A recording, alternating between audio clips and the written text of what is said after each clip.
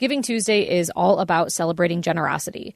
And we're here to tell you that you have a chance to give back to a local nonprofit that means something to you. Boise State Public Radio is giving away $1,000 in on-air messaging to 2 randomly selected organizations that are nominated by you, our podcast listeners. Let's work together to uplift and give back to other nonprofits in Idaho by visiting us online at boisestatepublicradio.org to nominate your favorite nonprofit. From the studios of Boise State Public Radio News, I'm Gemma Gaudette. This is Idaho Matters. In 1924, 2 men were born in Idaho, one in Boise, one in Payette. They both went on to serve in World War II, go to law school, and become lawyers. And they went on to serve in Congress, becoming 2 of the longest-running senators in Idaho's history. Though Frank Church was a Democrat and Jim McClure was a Republican, both men worked to serve Idaho and their country to the best of their abilities. 100 years after their birth, Idaho Public Television is taking a look back at their lives and their political legacy with a new biography called Idaho's Powerhouse Senators, which airs this Sunday night. So joining us now are Idaho Public Television producer Joan Carton-Hansen and Idaho political journalist Dan Popke. I want to welcome both of you to the program. Hey there. So let me begin with you, Joan. Can you talk about the early life of Frank Church? Tell us a little bit about his background before he joined the military, which I believe he did after the bombing of Pearl Harbor. He did. He was born in Boise in 1924, and his family was an old Idaho family. His grandfather had been in charge of the SA office. He'd been appointed as a Democrat, but his father was very much a Republican. But politics was always important in their households, and they argued it. And Church had this early gift of the ability to be a good orator, to be able to discuss things. And in his junior year in high school, he won the American Legion oratory contest. Now, there were 100,000 entrants in that contest, and he flew back east, the train, and eventually won that contest and a $4,000 scholarship, which allowed him to go to Stanford to get his undergraduate and then eventually his law degree. But he was an amazing orator even at that age. He became student body president at Boise High and had this immediate interest in politics. So, Dan, talk to us about Jim McClure. Give us some background on him because he was born in Payette. Yeah, and came from a farm family that had come from the Midwest. They had a small ranch near Council. He was very close to his grandfather, who ran the ranch, and it was there that I think it's pretty clear that the influence of his grandfather, which was about hard work and keeping your promises, just formed him in a way that lasted until the end. There's a story that will not be in the show that I'm going to tell now because I'm so heartbroken that it isn't there. When he was about 10 years old, his older brothers were getting paid $0.25 a day like the other hands to do work on the ranch. And he was too little to do this job, but he bugged his grandfather and said, I want to cut that hay. And he finally said, okay, go cut the hay. And it was a very difficult job. He wound up getting frustrated enough that he poked the hay rake into his water jug and didn't have any water, but he got the job done. His grandfather did not intervene to help him at all, and he paid him his quarter, and Jim told his biographer that that's where he learned that when you make a promise to do something, you follow through. And you see that in him throughout his life, his career, both public and private. Mm. So, Joan, let's go back to Frank Church for a moment. So after he gets out of the military, he goes to law school, correct? And he really, really wanted to be a U.S. senator. Can you talk about why, but also how he got to the Senate, in the late 50s? Yeah, I think it's important to understand his military service had a huge impact on his view of the world. He served in the East and Far East as an intelligence officer. and saw what was going on in that part of the world, and it later heavily influenced his views on the Vietnam War.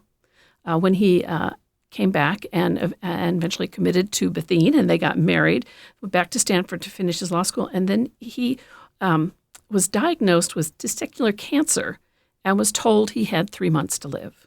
Oh. And he and Bethune tells me the story that they went for a drive. They went to dinner and went for a drive and talked about it, and then they started talking about committing suicide, the two of them committing suicide together, because they just couldn't view a life without one another. They were that much in love. But by then they'd had Forrest, their son, and the reality was, they couldn't leave him. And then there was a doctor, a second opinion, who said, well, why don't you try this new form of radiation treatment? It was brand new, and they gave him a blast of everything they could. It did cure the cancer, but it changed his life because he was that close to death. And so at that point he decided life was too short to wait. If you want something, go for it. And so I can't go into it like Dan. We both want more time to tell our stories, but in the documentary I mention it, but not. It really was a profound moment in his life, that coming that close to death. And he survived on root beer floats, Bethune said, because that was all he could keep down through that radiation treatment. And as you would imagine, that initial treatments were much, much stronger than they do today. They learned more. But it did save his life. And then he started practicing law, and Bethune says you could just tell it wasn't what he wanted to be. His hero was William Borah.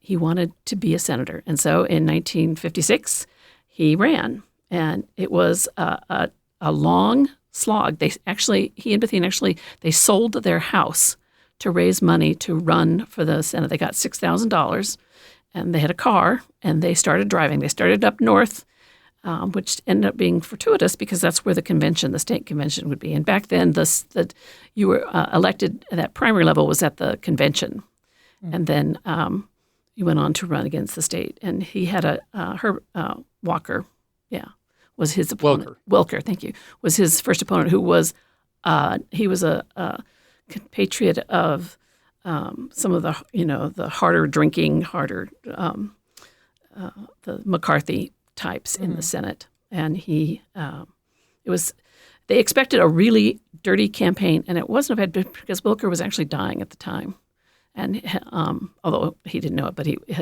so it wasn't as dirty a campaign as they thought. And Church won, and he won handily, and then started his career as one of the youngest men to ever be elected to the Senate. I was going to say, because he was, 32 when he was elected to Senate? He was elected, 32. And he looked like a kid. He was a very young-looking man. In fact, he stopped wearing blue suits because he would get into an elevator, and the elevator operators all wore blue suits. And other senators would get into the Senate elevator, and they would expect him to, run the elevator because he was obviously an elevator boy and not a senator. And he also looked like the pages. So he decided he had to stop wearing blue suits, to end the confusion. Yeah. So Dan, Jim McClure also joined the military during World War II. And when he got out of the Navy, how did he then get himself to the House of Representatives in 1967? He was joined the law practice both his grandfather and father had in Payette, and it was his turn. Well, he was a junior person, so he had to become county attorney, the prosecuting attorney. Nobody else wanted it. It was like, you just do this. He ran unopposed. He did that for 6 years. Was city attorney in Payette, and then ran for the legislature in 1960 against another drunk, a guy named Krabby Daniel. Oh, gee. And he won that race, served in the legislature for 6 years, and then he was going to retire. And there was, in 66, the district had been redrawn. The first congressional district had been redrawn to include Ada County, which was good for Republicans. He ran against a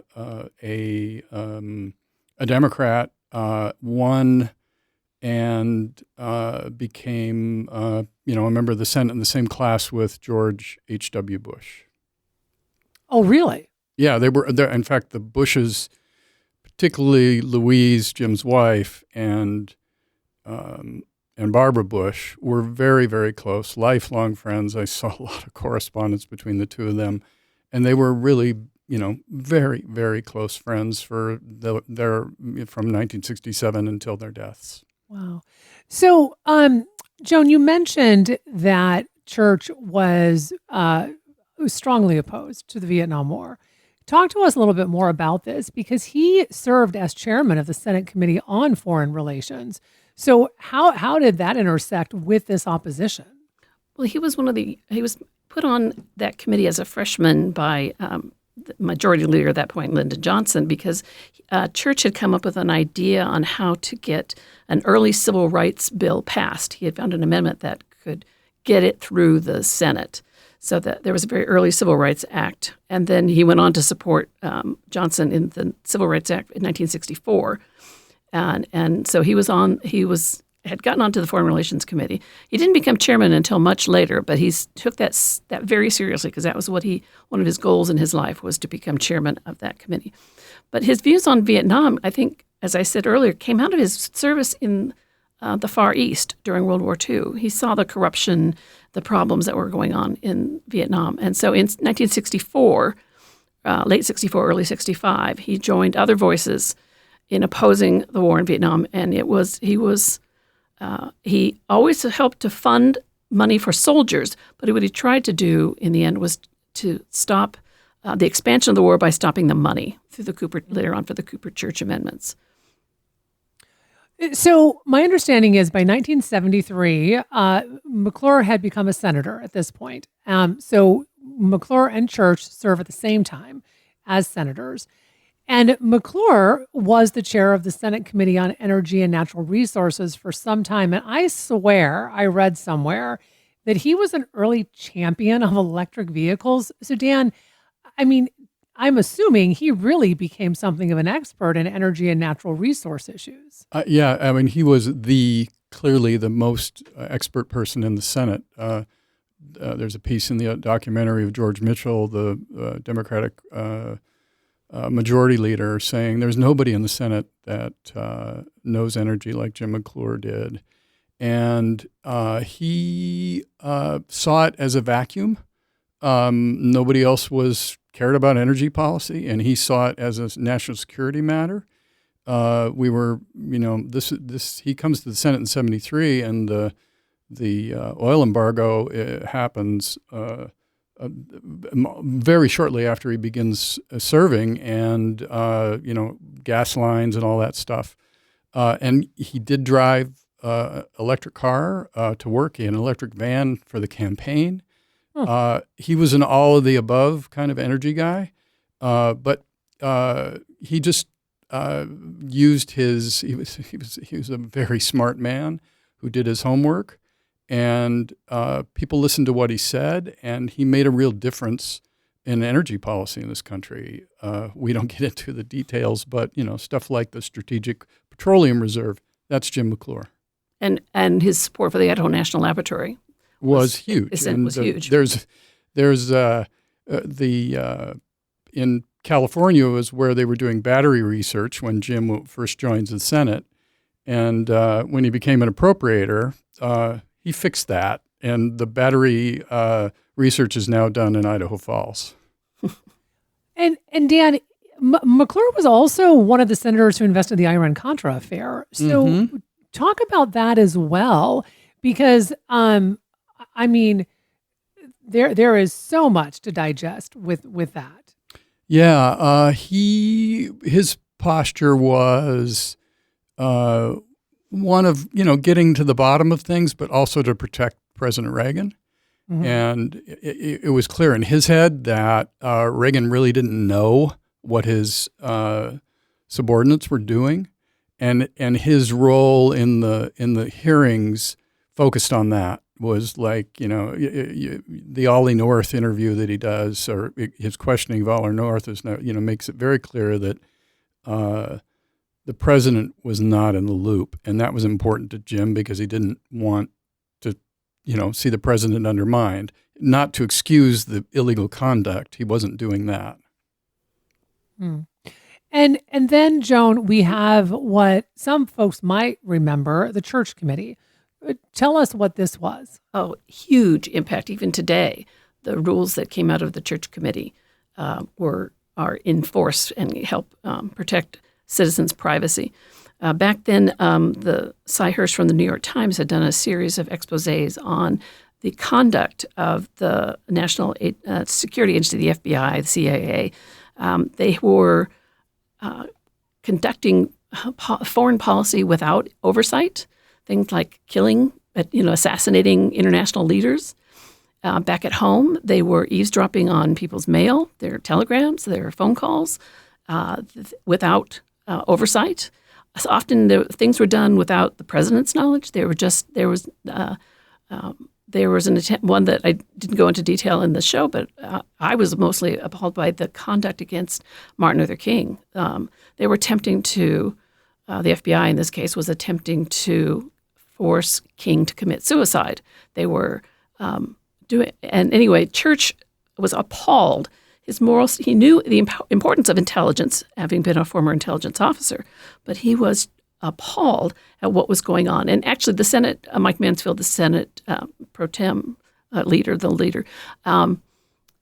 knew too that something had to be done, because there was no oversight of those agencies. They had been formed, pre-World War II, post-World War II, and there was no congressional oversight at that time. So he knew there was time that someone had to go in and do some investigation. And Church became the chairman of that committee, the Church Committee, and very carefully crafted an investigation into what was happening and to find solutions that would prevent them from happening again.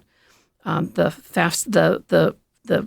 have to go to, if you are an agency like the CIA or the FBI and you want to look at my email or your email or mail, you have to go to a court to get a warrant. There's a court process system in there to provide protection for citizens, and that you can thank Frank Church and his committee. The committee work went on for several years and went through a lot of lots of different rabbit holes, and it's pretty amazing.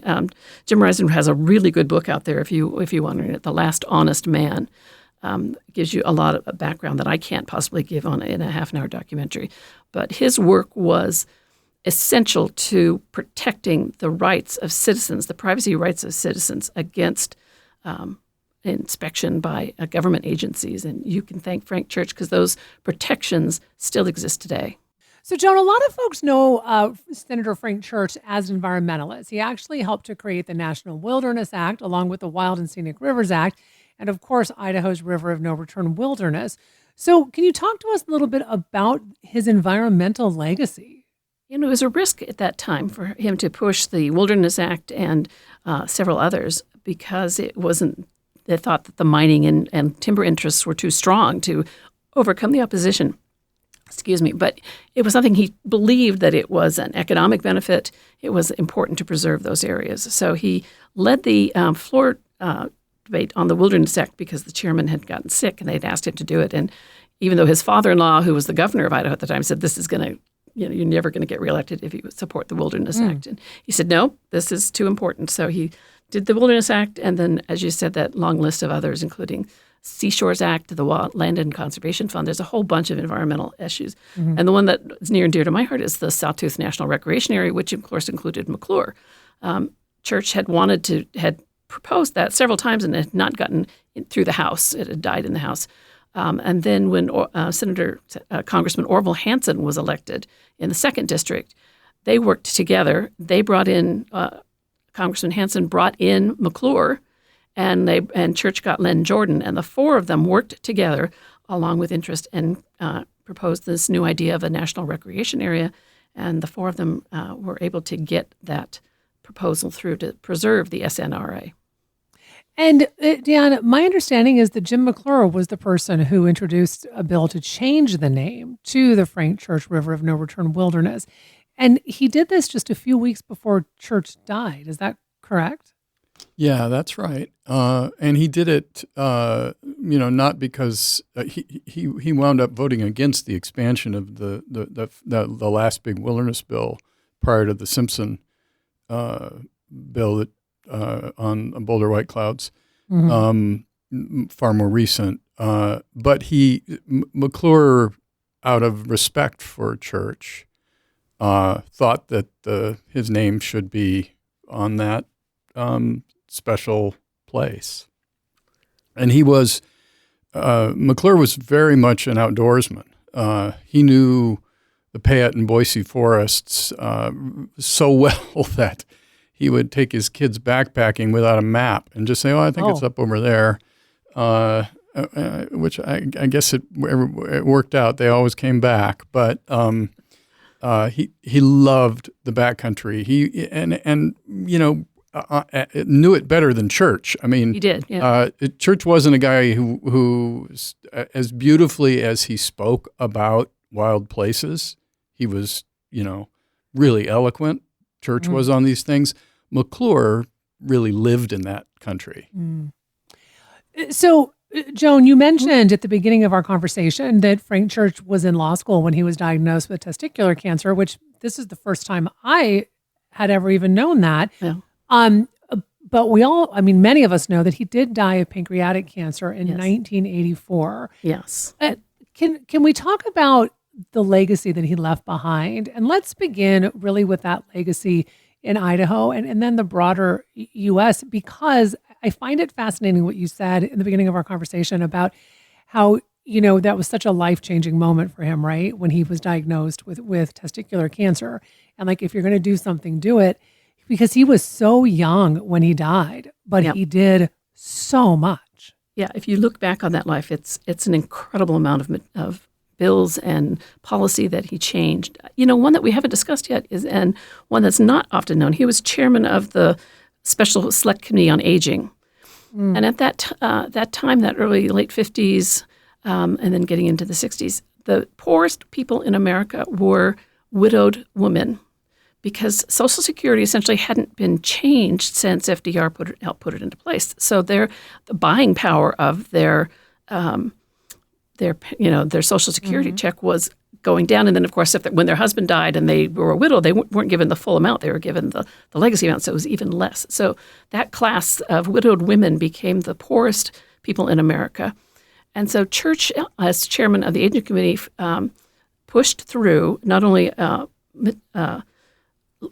help for the disabled so that they could also get Social Security, but also he got a cost of living increase added to Social Security. So if you have your cost of living increase, you can thank Frank Church. That was one of the things he did that not many people know about. So think of all the Idahans out there who are on Social Security or are expecting that. He also helped with Medicare. So those part. But I think most of us will remember the environmental part of Church's legacy with the Frank Church River of No Return Wilderness area and the SNRA and places around Idaho that are there because he helped preserve them. Mm-hmm. And Dan, how long did Jim McClure serve in the Senate? 18 years. And when did he pass away? 2009. Yeah, is that right? Yeah. I'm sorry, I don't know that for sure. That's okay. So what would you say is the legacy that McClure, same question, had left for Idaho, left for the United States? Well, the energy policy is the biggest thing. The natural resources protections in Idaho. The SNRA doesn't happen without him. If you listen to Orville Hansen, he also, unbeknownst to almost anybody, was behind the first huge Reagan tax cut, which people know as Kemp Roth. And they know it as Kemp Roth because McClure was the original sponsor and said, I think Roth is better positioned because of his membership on the finance committee, and so I'm going to hand it off to him. So if it weren't for his focus on getting things done, cutting the hay, Kemp Roth would have been Kemp McClure. He also, I think, the lasting legacy is the James A. and Louise McClure Center for Public Policy at the University of Idaho. Which is a nonpartisan research outfit that also supports students and puts out a lot of publications about Idaho-specific policy to inform people, because he was a guy who believed in doing the homework. He and Louise established the Public Policy Center, which is an influential outfit in the state. And I think both men could not have done what they did without their wives. Bethine was a force of nature. She was amazing. She was the good politician. She was a better politician than he was in terms of campaigning.